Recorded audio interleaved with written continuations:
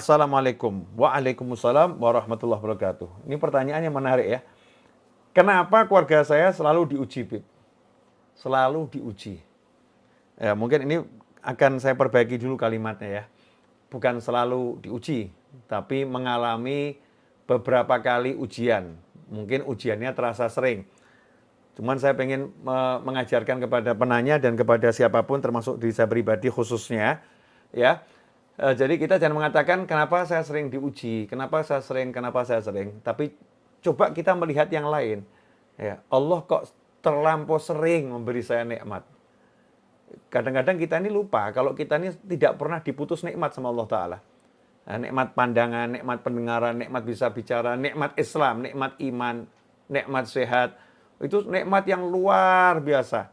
Nah, sayangnya 1-2 ujian seringkali membuat kita lupa ya akan banyak nikmat dari Allah Subhanahu wa Ta'ala. Dan itulah yang menjadi salah satu penyebab kenapa ujian itu terus diberikan.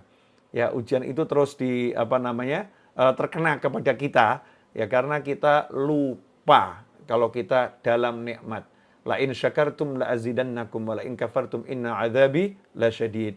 Kalau kalian syukur pasti aku tambah nikmatku pada kalian. Kalau kalian kufur, ingat siksaku amat pedih. Ikhwani rahimakumullah. Jadi itu yang pertama kali, mari kita belajar melihat betapa banyak nikmat Allah Subhanahu wa Ta'ala yang ada pada diri kita. Kemudian yang kedua, hidup di dunia ini memang begitu ya, mengalami ujian siapapun itu. Siapapun, bahkan yang ujian terberat itu para nabi, para rasul, dan pewaris-pewaris nabi dan rasul. Ujiannya semakin berat. Ya, yang namanya orang sekolah itu kalau semakin tinggi sekolahnya, ya ujiannya semakin berat. Nggak sama ujian anak TK dengan anak SMA. Anak TK mungkin ujiannya 1+1 sama dengan berapa. Kalau anak SMA sudah rumus Pitagoras ya dan lain sebagainya. Nah, semakin sulit dalam ujian matematiknya. Dalam kehidupan juga begitu, semakin tinggi derajat kita di sisi Allah Ta'ala, maka semakin besar ujiannya dari Allah Subhanahu wa Ta'ala. Tapi ujian yang besar itu buat orang-orang beriman jadi ringan. Karena orang beriman tidak pernah berjalan sendiri. Selalu berjalan bersama Allah Ta'ala dan selalu ditolong oleh Allah Ta'ala sehingga beban yang berat pun nggak terasa berat. Ya seperti orang itu kalau suruh ngangkat beban 1 ton kan ya berat ya. Tapi kalau diangkatnya bukan pakai tangannya, tapi pakai mesin, maka dia cuma nyetir saja. 1 ton itu rasanya ringannya luar biasa. Sama-sama ngangkat berat 1 ton, beban 1 ton, tapi dia dibantu dengan alat. Jadinya ringan.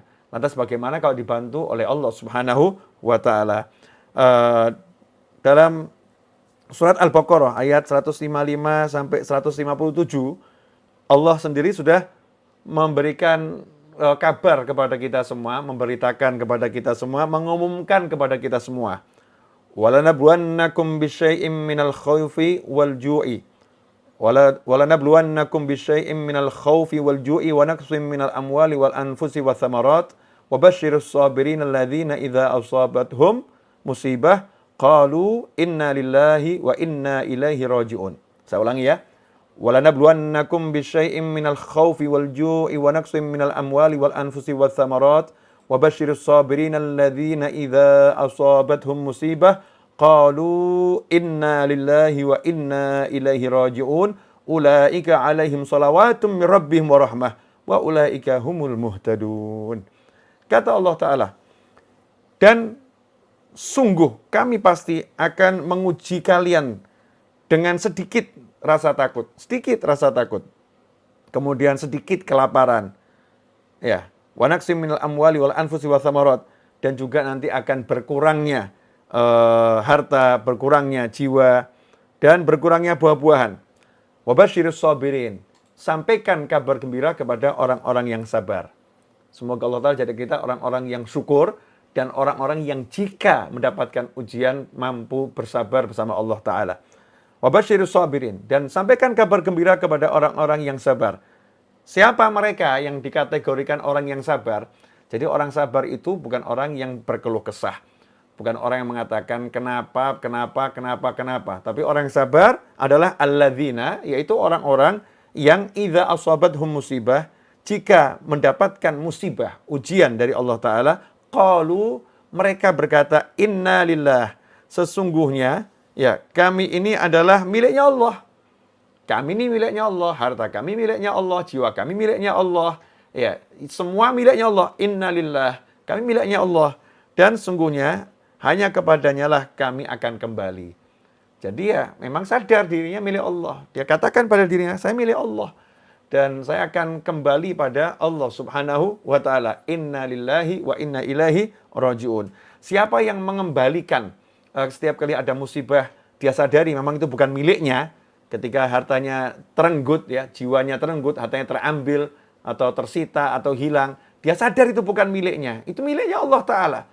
Ya, nggak ada yang berkurang sebetulnya dalam dirinya. Nggak ada yang berkurang. Nggak ada yang habis sebetulnya. Karena itu miliknya Allah, bukan miliknya. Innalillah, sehingga dia ridho, dia ikhlas atas ujian tersebut. Dia katakan, kami memang miliknya Allah. Wa inna ilaihi raji'un. Dan hanya kepadanya lah kami kembali. Maka orang-orang yang seperti itu, apa? Janjinya Allah Ta'ala. Ulaika alaihim, kata Allah Ta'ala, mereka itulah orang-orang yang memperoleh ampunan dan rahmat dari Allah Ta'ala. Dan itulah mereka orang-orang yang mendapatkan petunjuk. Ikhwani rahimakumullah. Jadi sejatinya orang-orang yang dapat ujian-ujian, musibah-musibah, itu orang yang dicintai Allah Ta'ala. Ya, orang yang dicintai Allah Ta'ala. Karena dengan ujian itu dia mendapatkan rahmat dan ampunannya Allah Subhanahu wa Ta'ala. Dalam hadis yang diriwayatkan Imam Bukhari dan Muslim dari Sayyidina Abi Sa'id Al-Khudri radhiyallahu anhu dan Abi Hurairah radhiyallahu anhu, dari Rasulullah SAW beliau bersabda, Rasul bersabda, ma yusibul mu'mina min nasabin wala wasabin wala hammin wala hazanin wala adhan wala ghammin hatta syaukah yushakuha illa kafrallahu biha min khotoyah. Rawal Bukhari wa Muslim. Ya, tidak ada satupun musibah yang terjadi pada diri Muslim, ya. Baik itu ada harta yang hilang ataupun dia mengalami kesedihan, mengalami rasa suntuk, ya, sumpek, atau dia mengalami gangguan, bahkan sampai-sampai kalau dia terkena duri yang kecil, semua ujian tadi itu menjadi kafarallahu biha min khotoyah, penghapus dosa-dosanya. Ya, penghapus dosa-dosanya. Nah, sehingga nikmat sebetulnya, bahwa kita ini sadar banyak dosa kok. Kita banyak dosa dan kita ini kurang sempat minta ampun, lupa istighfar. Kemudian Allah yang berkehendak agar dosa kita habis, agar kita kembali kepadanya dalam keadaan suci dari dosa, pangkat yang tinggi. Nah, kita ini sama Allah Ta'ala kemudian diberi ampunan dengan cara dikasih masalah, dikasih rasa sedih, ya, dikasih kekurangan harta, dikasih kehilangan pangkat, kehilangan kedudukan. Walaupun kita nggak minta semua itu, ya, kita nggak menginginkan semua itu terjadi. Tapi kalau itu terjadi, ya itu menjadi bonus agar dosa-dosa kita diampuni Allah Ta'ala dengan syarat kita sabar. Ya, sabar itu memang sesuatu yang nggak enak, ya, kita tahan, ya.